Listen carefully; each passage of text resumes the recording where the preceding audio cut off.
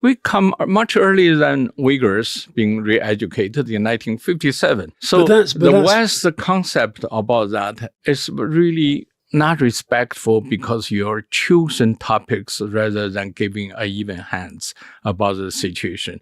That means you don't have integrity in what you're talking about. We are about same generation. He's 3 years older than me. I don't even know him. His father and my father are close friend. Mm-hmm. And of course we are both punished? Huh? They're both punished? Yes, his father also punished for a while. You know, I said something, the West have no moral position even to pose fingers to China because just look at the mirror, what you did in past years, you know, in relate to all the international events, in relate to Israel-Gaza event, in relate to in almost every respect. 大家好，今天要分享的是艺术家艾未未近期接受英国媒体采访的一段节选。在这段采访中，艾未未谈及了他对西方言论自由与人权话语的深刻反思，他结合自己在西方的生活经历，指出西方社会同样存在着对异议声音的压制与边缘化，并认为西方因其自身的记录以没有道德立场来指责中国。艾未未作为活跃于建筑、艺术和社会文化评论领域的知名人士，曾因对中国尖锐的批评而被视为意见人士，并长期旅居海外。然而近年来他开始更多地批评西方，其观点的转变引人关注。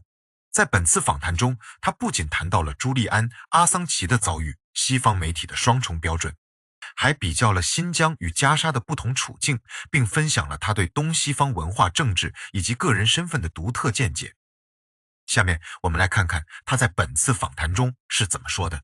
And what I've been really interested, you've got a book out at the moment on censorship. And I said in the introduction, I get the sense that you think we in the West sit here and we look at China and we think this is a repressive country, they have no free speech, they don't believe in human rights. But your experience of the West seems to have led you to conclude that actually there's not that much difference. I'm really interested in how you make that argument. Well, it started early when U.S. invaded Iraq.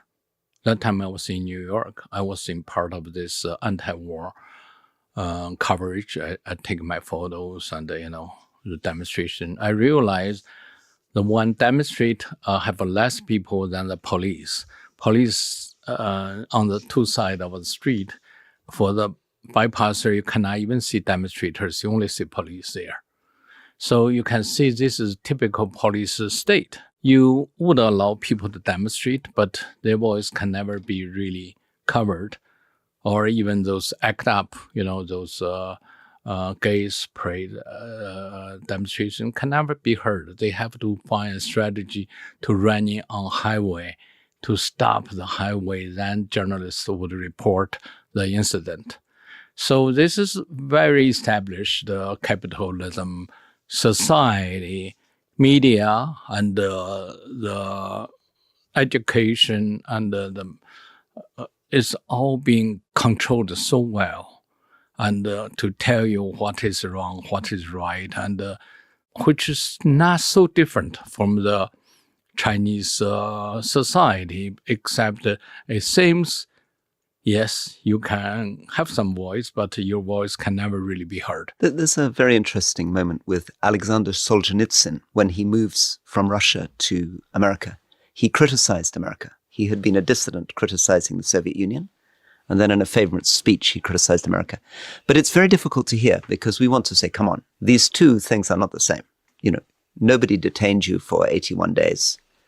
In America, nobody put your father in exile. You know how long Julian Assange has been in British jail? I visited the jail. I visited the court. I visited the embassy when he was hiding. I know exactly the whole case.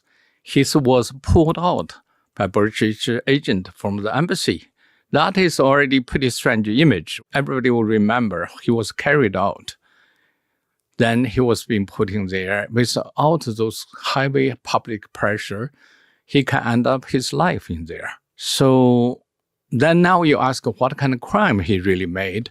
So-called this WikiLeaks platform today, everybody has a, it's not that he's just a little bit early trying to expose. But without that, even the file relate to this island. Jeffrey Epstein. Yeah. Come on, we all know what's going on, but the file is still not open. The only possibility like WikiLeaks can open it. That guy even can commit suicide in jail, can believe it. And they said the camera is not working. Come on, we have 6-8 cameras here. It must be strange for you because the West saw you as a Chinese dissident. They liked you criticizing China. Yeah. Now you criticize the West, so they must get surprised or uncomfortable. Confused. It's true. It's so uncomfortable. After even yesterday, I criticized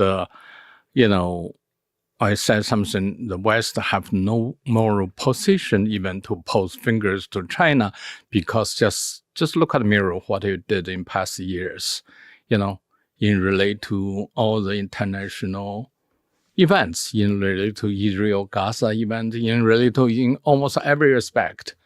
What is really being openly discussed and, so. But if somebody like Julian Assange had done the equivalent in China, there is a fair chance he would be dead by now. And where are Uyghurs? What would you say was the West's Uyghurs? Would you say that's the Palestinians? Well, in Xinjiang, the Uyghur. Uyghur situation. Yeah. I think the West about Uyghurs also is a problem. Because? Because you clearly put the concentration camps, to use a name, we know conceptually use certain names, which has to clearly talk about something else. And the Uyghur has been re-educated in some areas, but not start with Uyghurs, start for me. My father, as a Han dynasty, not Han race people, we come much earlier than Uyghurs being re-educated in 1957. So the West's concept about that is really not respectful because you're choosing topics rather than giving even hands about the situation. That means you don't have integrity in what you're talking about. That's why I keep criticize the West. But the Uyghurs themselves, we've talked to the Uyghurs who are based in London, they talk about concentration camps. They say that's the reality of the life of the people that they've left behind. And likewise, could be true, but you cannot talk about Uyghurs, not talk about Gaza. Gaza has been longest prison for decades. Mm-hmm. But you know that would you say that's an equivalent? It's more than equivalent. It's much harsh situation in Gaza. You know what happens, all the women and children being killed. Uyghur are not being killed in this kind of education. They in Chinese words, they are being trained with some skills, with some propaganda education. For them, it's what they did to me. Where do you think Chinese culture is going in the next 10, 20 years? Do you think people will begin to rediscover the past? They will show more respect for traditional classical culture? Or is that fading? What's happening with this? China has a lot of things to do to fill up the gap between 1900 to this 120 years. And they have been in such up and down, tremendous, unthinkable ideology switch from feudalism or communist, then it become a post-state. You cannot call it communist, but you cannot call it capitalism. So it's really a new society. So they have a lot to learn and they have a lot to catch up. Can I just go back to the parallels between West and East on freedom of speech? As you said, Keir Starmer, our Prime Minister, in China, and anybody in Britain can go out and can protest against him visiting. They can say that it's the wrong thing to do. Indeed, many politicians have said that it's the wrong thing to do. And he can defend himself against that criticism. Whereas you couldn't make the same case against, let's say that Xi Jinping came here, the Chinese state would make sure that there was very little public opposition to that of any kind. So no, when Jiabao visits the Cambridge, gave a talk, there's one Western boy threw a shoe to him if you still remember that incident. Of course, that is quite shocking for Chinese. You insult a public official. But throw shoes to a state leader, it's not started from that boy, but a journalist threw the shoes to Bush when he gave a talk. Yeah. And that journalist was being put in jail for years. You know that. So let's check on the facts. So I'm a good journalist. I try to make myself balanced view. And, if you check on the British record, there's over 1,200 people being put in jail over so-called hate speech in just recent study. You're sounding like Elon Musk now. Elon Musk? He always complains He about always hate complains speech. that Well, I don't sound like anybody. I just, based on facts, there's 1,200 people in jail because based on the so-called hate speech. But do you think there is such a thing as hate speech? Well, that's a very vague words. I think hate speech should be same crime as love speech, philosophically. What do you make of Donald Trump, historically, culturally? What do you think of Donald Trump? What does he represent? I think he's truly a phenomenon. Someone being elected, then someone being dumped, and somebody being elected again. That we call it a democratic practice, right? So, And what does he tell us about American culture or world culture? I think it's the best product of American culture. Capitalism come to a clear, nude ideology of make a deal, art of a deal. So all he concentrated is about deal. It's not no ideology, no philosophy, but let's see what kind of deal comes out. And the corruption and the lies? And the... Corruption? I'm not entitled to tell about corruption because I know very little about corruption, but I would say certainly it will be huge corruption because you heard his personal gaining of profit could be, I don't know, there's a number, it's hard to remember, 3 billion or something. But I don't know, you can call it corruption or it's just a political gaining. Of all the countries you've lived in, rank them in order of the country that you felt was closest to your sense of what a country should feel like.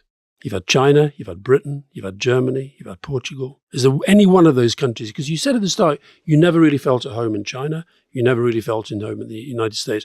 Where have you felt most at home? Well, I'm a global citizen. I don't know, not even citizen. Citizen means you have certain rights to be called a citizen.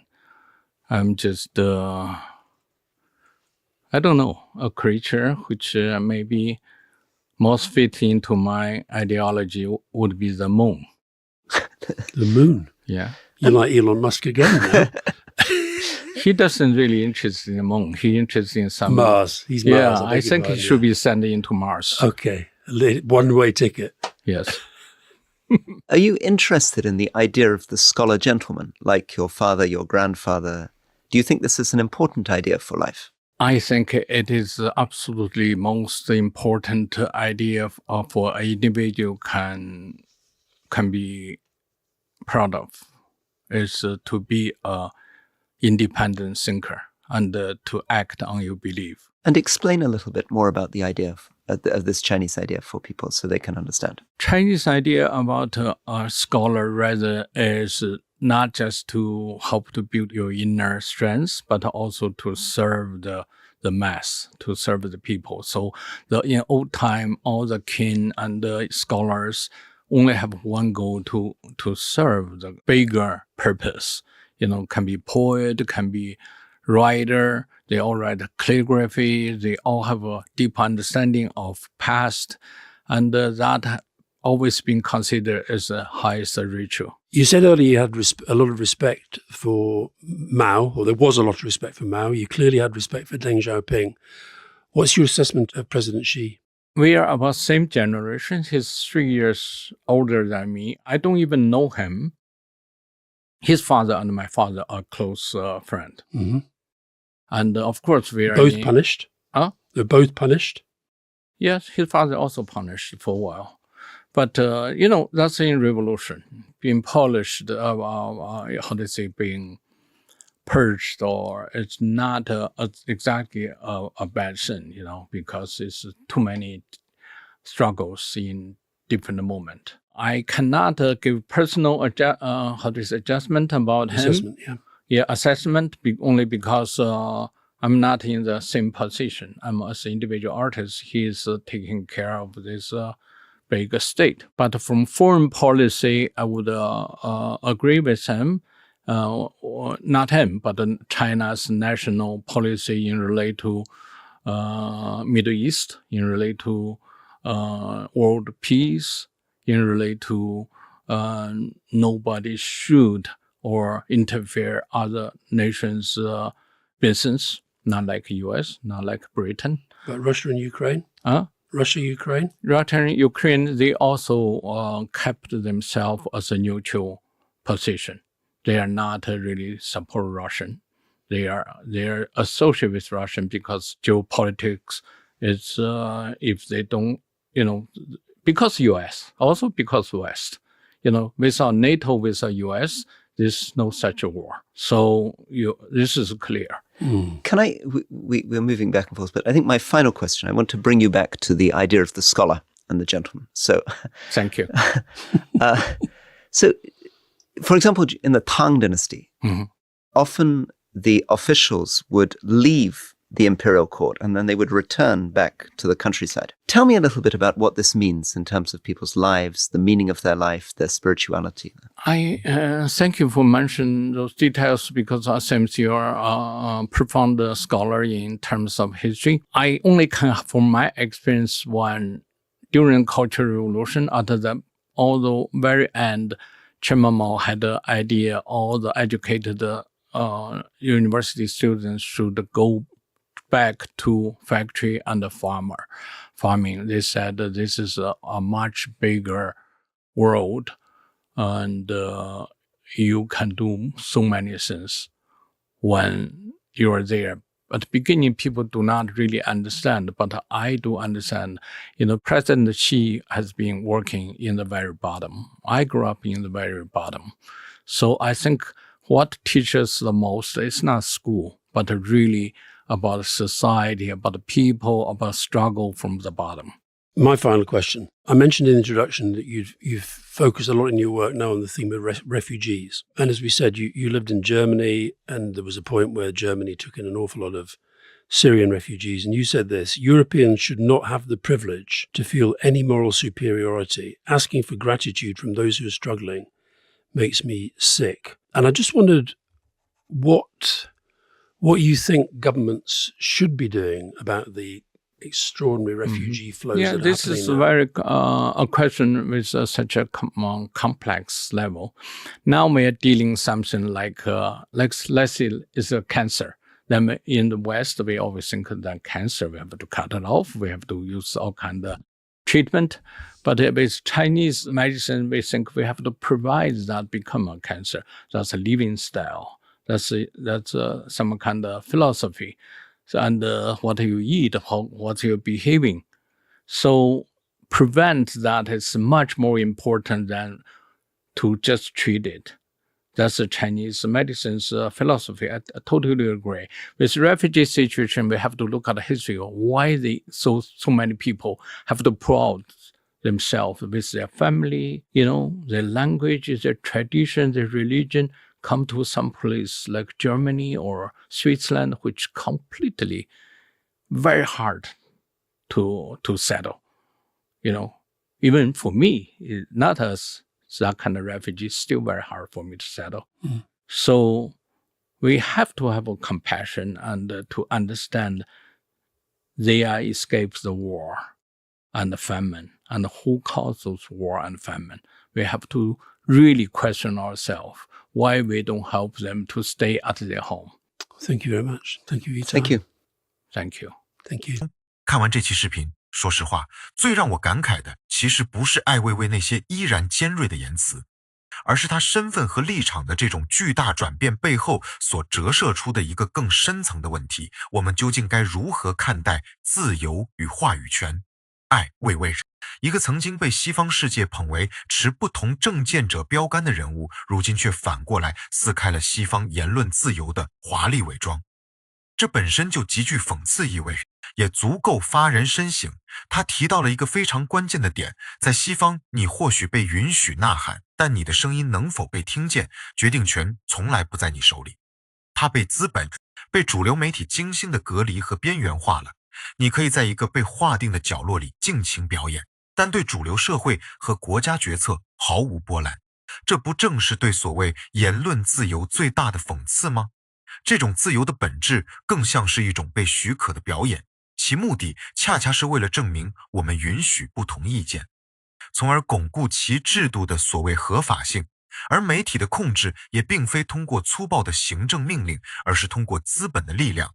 几家巨型财团控制了绝大多数主流媒体，他们的编辑方针和报道角度无形中服务于背后的资本利益和政治正确。你看，油管上 BBC 新闻频道对美以轰炸伊朗的惨剧绝口不提，标题永远聚焦于伊朗的反击，让不知情的观众以为伊朗是侵略者。再看福克斯新闻和 CNN， 平时立场对立，吵得不可开交，但在涉及国家根本利益、对外军事行动等核心议题上，他们却惊人的一致，都扮演着战争鼓手或沉默旁观者的角色。对中国更是如此。西方允许其媒体对新疆进行连篇累牍的基于虚假信息的报道，这些报道充满了对中国的仇恨与污蔑，却被奉为新闻自由的典范。仅仅因为中国是所谓的战略竞争对手，这种仇恨不仅被允许，还被鼓励，甚至被资助。我觉得艾未未在这段采访中谈到新疆问题时，对主持人还是太客气了。对于这种子虚乌有的指责，这种仅采访几个流亡海外的维吾尔族人就得出的所谓证实，本就应该毫不留情地予以驳斥。他们去过新疆没有？知不知道现在的新疆有多繁华？维吾尔族人的日子有多好？新疆一年接待数亿人次的游客，说实话，只要肯干，钱哪里赚得完？还集中营在教育，那简直是扯淡。艾未未在谈到中国传统文化中的士人精神时说得很好，一个人最值得骄傲的理念就是成为一个独立思考者，并践行自己的信念。中国从一个积贫积弱的封建国家历经艰难探索走到今天，他认为中国正在填补历史的空白，在学习，在追赶。这种士人精神在当今的中国并没有消失，而是以新的形式在延续。面对自身问题堆积如山，却总想扮演世界教师爷的西方，中国何须仰视，又何须为其无端的指责而自证清白？中国要做的是沿着自己选择的植根于5000年文明和现代实践的道路，自信而坚定的前行，这就是中国的文化自信，也是中国走向未来的不竭动力。其实顺着艾未未的这个思路，如果我们再往深了挖一层，我们会发现这种双标的背后隐藏的是西方长久以来的一种文明傲慢与制度焦虑。他们习惯了做那个制定规则、解释规则的人，在他们的叙事逻辑里，非西方国家的发展要么是被他们恩赐的，要么就是对他们构成了威胁的。他们无法接受一个拥有5000年未曾中断文明的国家能够不依附于西方的体系，依靠自己的内生动力实现现代化。所以当我们看到中国的高铁网络在崇山峻岭间穿梭，看到中国的5G 基站建在海拔5000米的雪域高原，看到中国的新能源汽车在全球市场上大杀四方的时候，他们感受到的不是人类科技进步的喜悦，而是一种深深的恐惧。他们害怕这种中国模式的成功会打破他们对现代化的绝对定义权，于是他们只能动用自己仅存的软实力，也就是媒体和舆论霸权来疯狂的抹黑。他们不敢在事实层面跟你辩论，因为事实根本不在他们那一边，他们只能在价值观层面给你贴标签，把你描绘成一个异类，一个破坏者。艾未未这次在访谈中其实就是点破了这层窗户纸。他作为一个曾经的局内人，一个曾经享受过西方这种话语权红利的人，他的反水对西方舆论界来说无异于一次精准的降维打击。这也给我们提了个醒，在未来的国际博弈中，我们不仅要拼硬实力，更要拼讲故事的能力。我们不能总是被动的挨打，被动的去解释我没有做这件事儿。我们要主动的去定义什么是真正的民主，什么是真正的人权，什么是真正的自由。真正的自由不是像西方那样把社会撕裂成一个个互相仇视的部落，然后在其中选出一个相对不那么坏的代理人。真正的自由是14亿人能够心往一处想，劲往一处使，是为了一个共同的目标，比如消除绝对贫困，比如实现碳中和，比如探索星辰大海，而能够达成这种高度的社会共识。真正的民主也不是每隔几年去投票箱前画个叉，然后眼睁睁看着政客们在议会里为了党派利益互相扯皮，互相否决，导致国家基础设施10几年都修不起来。真正的民主是你的声音能够被听见，你的诉求能够被回应，你的国家能够以极高的效率把资源投入到最符合绝大多数人长远利益的领域中去。我们不需要去迎合西方的标准，因为我们正在创造一种更高级的文明形态。这种文明形态既有现代科技的骨架，又有中华文化的灵魂。它讲究的是和而不同，是天下大同，而不是西方那种非黑即白、零和博弈的丛林法则。所以回到艾未未身上，他的转变或许只是这个大时代背景下的一朵浪花，但它折射出的是整个西方叙事体系的崩塌。越来越多的西方有识之士，包括那些曾经被他们洗脑的普通人，开始意识到他们被自己的媒体骗了。他们开始好奇，一个被西方媒体描绘成人间地狱的地方，为什么在真实的镜头下却是灯火璀璨、安居乐业？这就是事实的力量，这就是时间的力量。